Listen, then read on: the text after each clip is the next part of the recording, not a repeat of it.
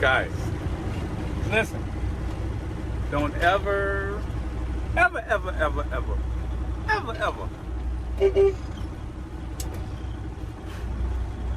go for the posted price when you're negotiating the load. Always negotiate. So look at the average, the 30-day average, 6-month average, and take into account how far the deadhead is for you to pick it up. Take into account the probability or the likelihood that you will be able to get reloaded out of the place that you're delivering to. And take into account the weight of that load. And if you are able to, take into account the likelihood, the time that it might take. So, usually it's going to take at least an hour, sometimes hour, 2, 3, 4, 5. Now, if it's coming from an area you've served before, and let's say it's out in the woods, or because of the time of day it is, or night, you got a good idea where it load,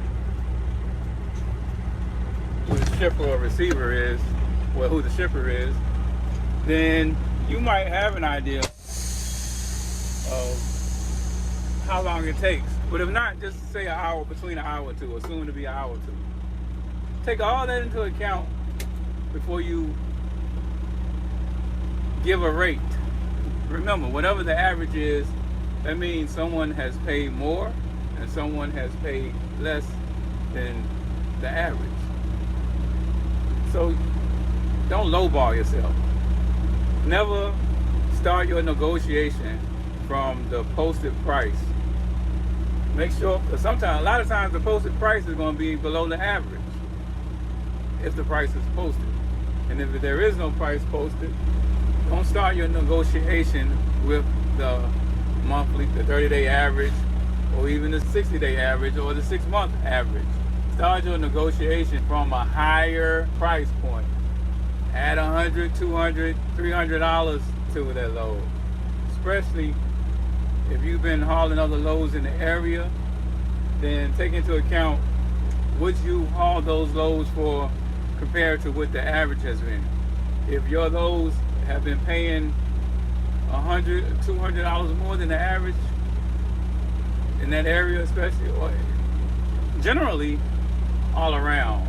Well, let's say, put it this way, in that region, because Midwest tend to pay a little bit more, Southeast tend to pay a little bit less than Midwest, so different areas, stuff, put it this way, North Carolina, South Carolina tend to be around the same range. So you're not going to compare it to Midwest necessarily, but if you've been hauling loads for $100 or $200 over the average in North Carolina, then this particular load that you're looking at and you're trying to negotiate a rate for, then start from that price point. $100, $200 more than the average. And don't go down below what is reasonable for you. Don't forget your fixed costs involved, the fuel based on the deadhead and the distance. Take all that into account. If I remember correctly, this load is about 150 miles and it's going to pay $650. The average was $475. Had I been afraid to ask for more, I would have never gotten. They're not going to offer $650. And it's a Sunday. All right, that's all I wanted to share with you. I got to turn on the air. Let's see if you guys still hear me. And there'll be times where I'll see a load, try to negotiate a higher rate, and then it's like, well, let us know if you can come up. Never call. Go through the board one time. Go through the board 2 times. Go through the board again, and guess what? The load is gone. So somebody took it for that rate. And it's ridiculous. You shouldn't be taking loads, never be taking loads for less than the average. If we all stuck to this code, then we could get the race up higher. It's going to benefit us all. All right. Peace. for watching. If I got any people here who are new at being an owner operator and you learned something and gained some insight, can we get a little like on the video? Okay, so I'd like to add a little something if you don't mind. You need to find like your sweet spot as far as mileage.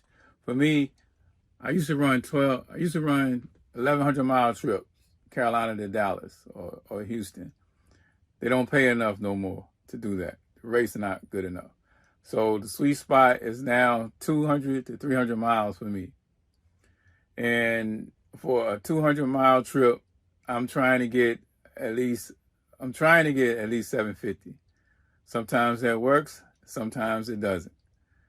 But you can think of it that way.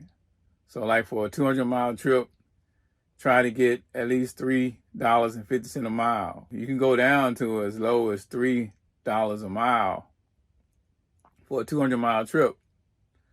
If we go lower than that, lower than 200 miles, then you want to increase your rate per mile. I try not to move the truck at all for less than $400. It got to be around the corner for it to be $400. So, and the timing got to be right, and it got to be the same day. No overnight stuff for that. Unless it's to my benefit, I'm trying to do something, and I want to make a few dollars. But 200 to 400 miles is the sweet spot. For a 400 mile trip, you can try $3 a mile. More than likely, you're going to end up somewhere around $2 a mile.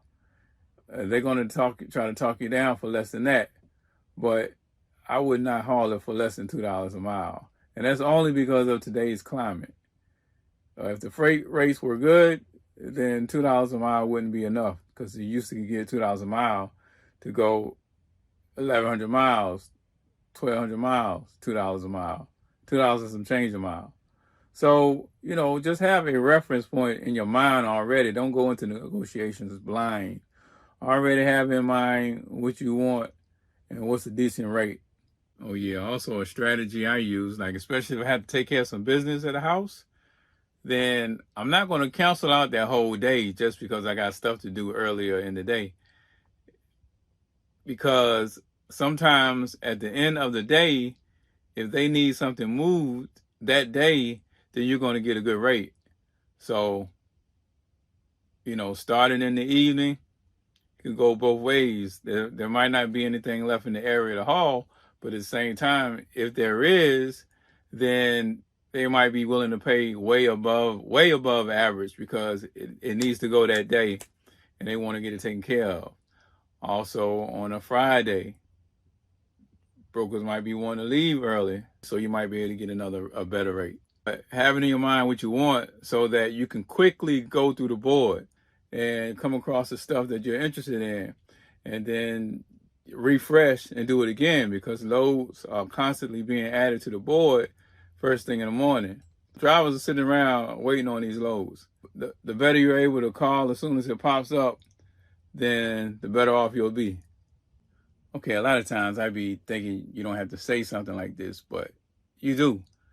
So another thing to do is be preferred by the broker.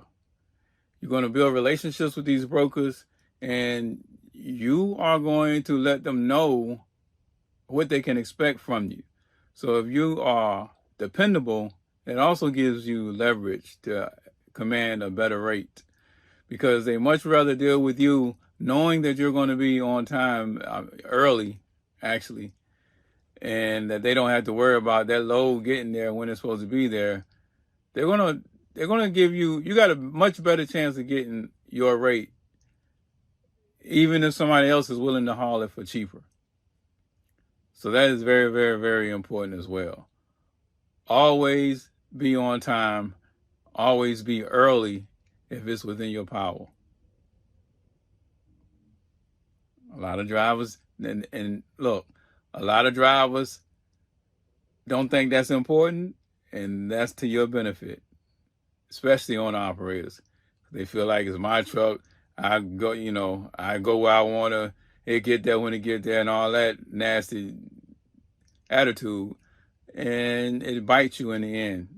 Yeah, I mean, all it takes is the common sense. If you was the broker, would you want to be dealing with somebody with that attitude? Or would you want to deal with a driver who actually cares about how he performs? It's really simple, but that can be leveraged. Notice how I pulled up out the way from the dock. Call. In case another truck come in, I'll be out of their way. That's the way you want to do it. You heard? I think it's going to be good.